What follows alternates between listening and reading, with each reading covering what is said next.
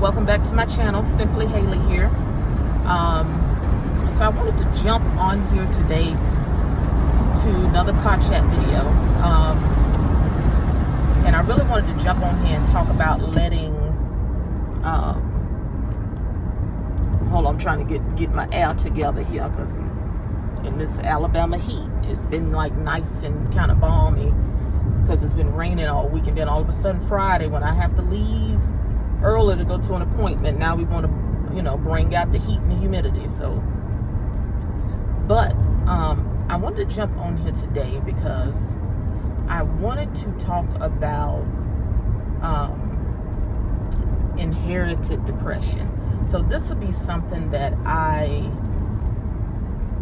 think I cover a little bit in my videos, maybe a couple of episodes, a couple of videos about it, because I'm, since the death of my mother, since the death of my grandmother, and really a pulling away from my stepfather,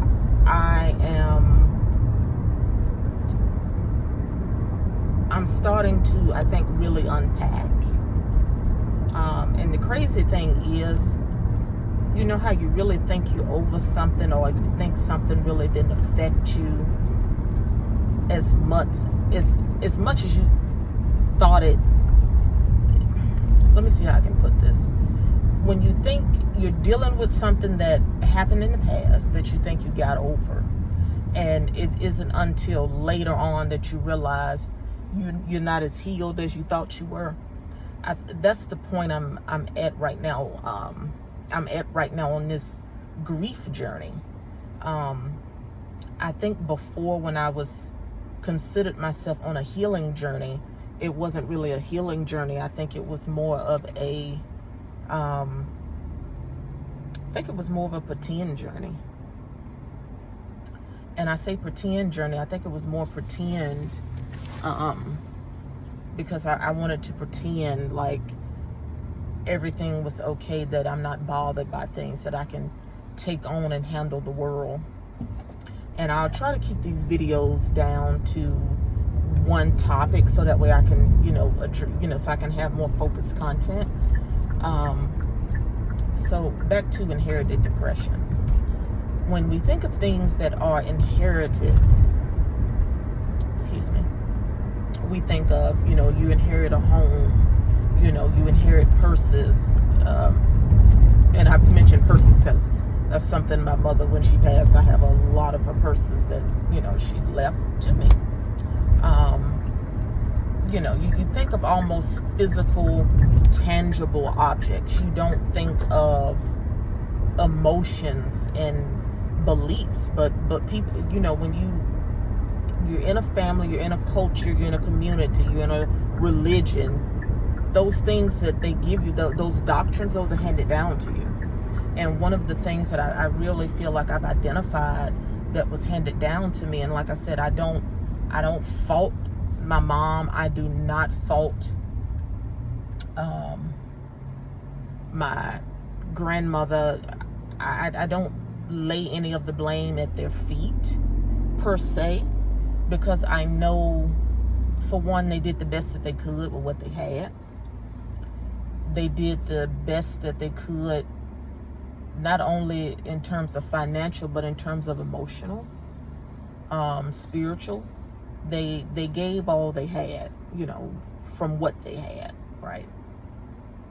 And so a lot of the disappointment and some of the depression aspects come from, I think, for one, a lot of my mother's relationship with my stepfather. I don't think I was in the home, so it, after a period of time, soured to the point it deteriorated, and the energy was just bad in the home, until it came to a head one afternoon that I had came from work. This is when I work in one of my previous jobs. Came home from work, and I literally walked into a screaming match between, it was more so him yelling because the food wasn't cooked. I mean, she was in the process of cooking. I don't remember the meal, but I remember me because I know I stopped. I think it was Salisbury Steaks, because I stopped off to get gravy because I'm like, ooh, when I get home, I know he get there kind of late, because he was like on the afternoon morning shift. So when he would come home, it would kind of be like almost like 4 or 5, almost 6, pushing like 6 o'clock. So I had got off a little early that day. I'm like, ooh, I'm gonna go get some gravy. I'm gonna go in here, shoot, I can do some gravy for myself if nobody else wants, they stuff drenched in gravy, right? And you walk into that. And the crazy thing is, all of this, I'm learning now that all of this ties in together with the job piece. How I allowed myself to be used as a work mule. And I'll get into that in a separate video. And not so much as story time, but just how a lot of time people, and this is regardless of race, black people, white people, people see us as heavier set black women as just being the mule, the go-getter people, the strong people. And a lot of us, we are really not strong. We are over here pretending. That's why I think a lot of us, are overweight, struggling, got all kind of health issues, because we trying to, because of this facade that we so strong and we got to carry everybody's weight. All right. And so a lot of that happened to me. Okay, so back to them, and subsequently, she put him out that day, right? And I think her disappointment, and here's the thing, after that, she thrived a bit. She thrived, how they say that men and relationships would take your youth and beauty. That's the truth, because I witnessed it with my own 2 eyes with my mom. And the crazy part is, when he left, or when she put him out and he left, I had to call the police just to make sure it went, we had a smooth transition, right? Don't you know her skin? My mama was kind of like a dark brown skin woman.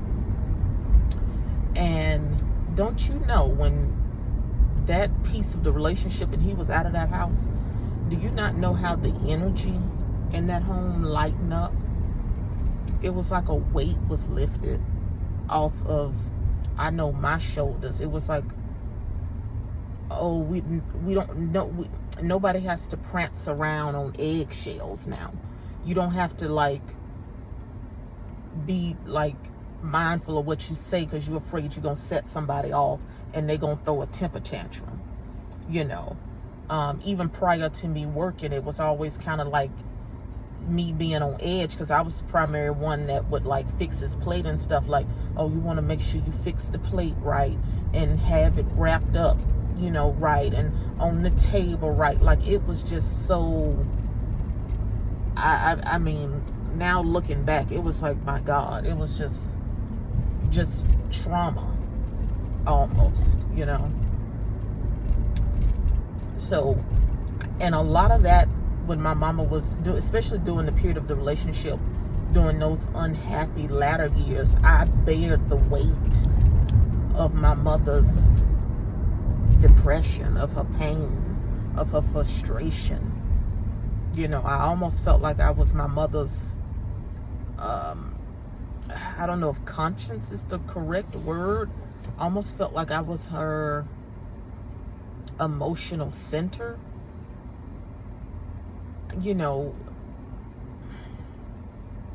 I definitely was a parentified child, and that has really affected me even as an adult at the age of 32.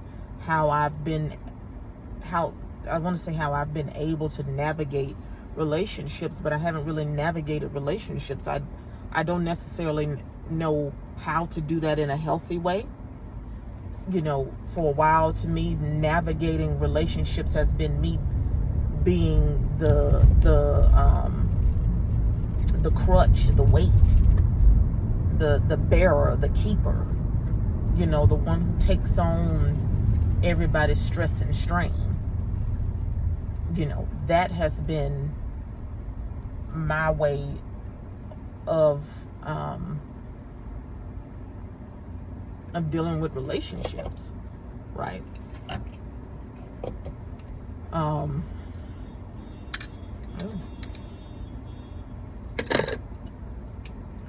And it's next to a construction site. Oh, my eyes! I don't know why my eyes are so red, but it may be I may be having a episode from my myositis. So, but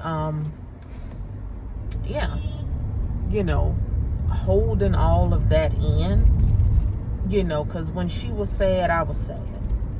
When she was upset, I was upset.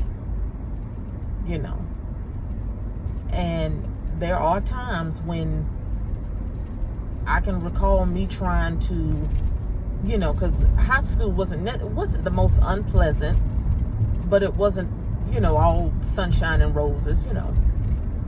And, you know, me trying to come to her and let her know how I feel. And I just remember, you know, because I drove her up to, I think we just went to City Trends or something. And I was kind of like early stages of me really learning how to drive.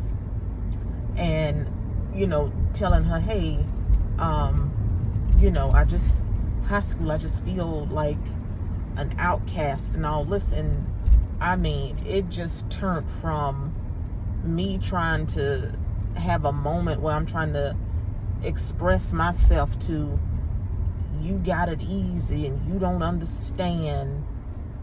And when I was in high school, this happened, and you got it so easy and you don't understand. You ain't got nothing. And I wish black parents especially would stop saying that to their kids.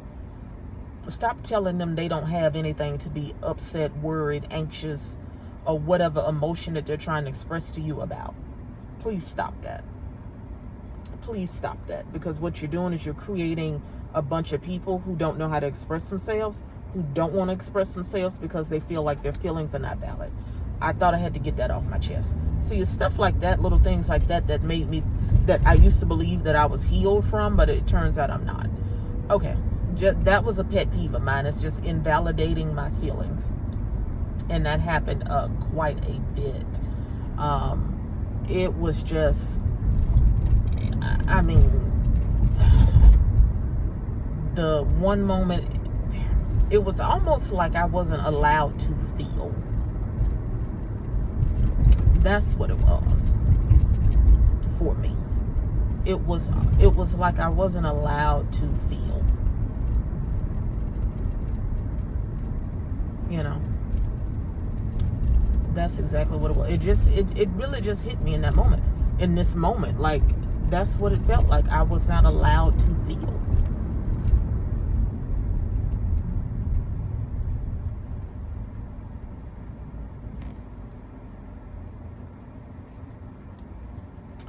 And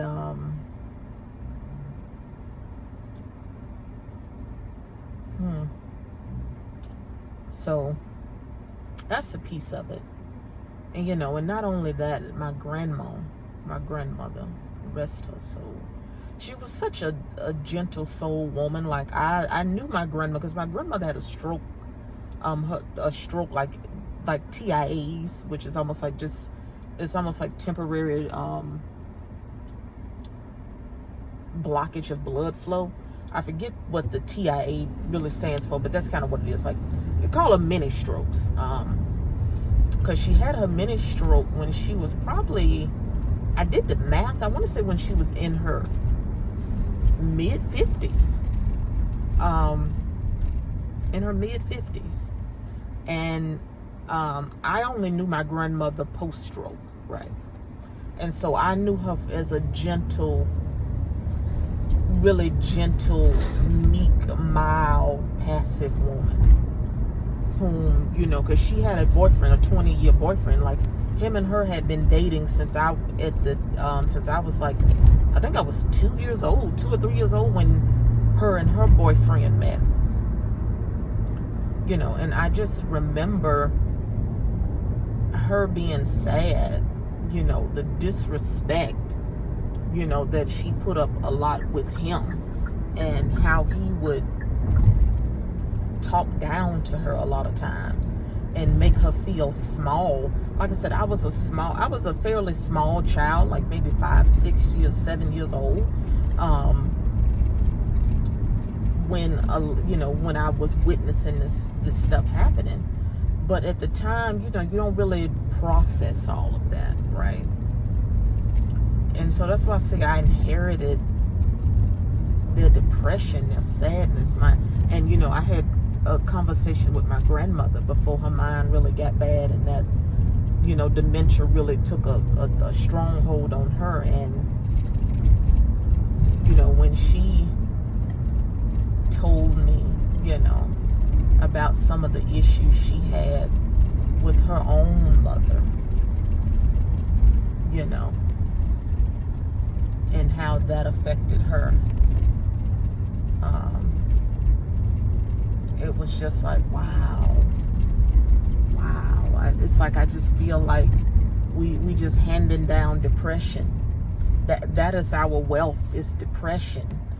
You know, it's like, God, you know, when I started tracing that thing back and talking to her, I'm like, oh my goodness, I got to break this cycle, you know, and I'm determined to break this cycle, you know. Like I said, I'll do some more in-depth videos, I think, but for now I'm gonna kind of jump off, because I do need to find this doctor's office. So, and I need to put some coordinates in my phone. So I'm gonna do that, you know. And you know, I thank you all for tuning in. To all my subscribers, thank you so much for hanging with me, for joining me on this healing journey. I greatly appreciate it. Thank you so much.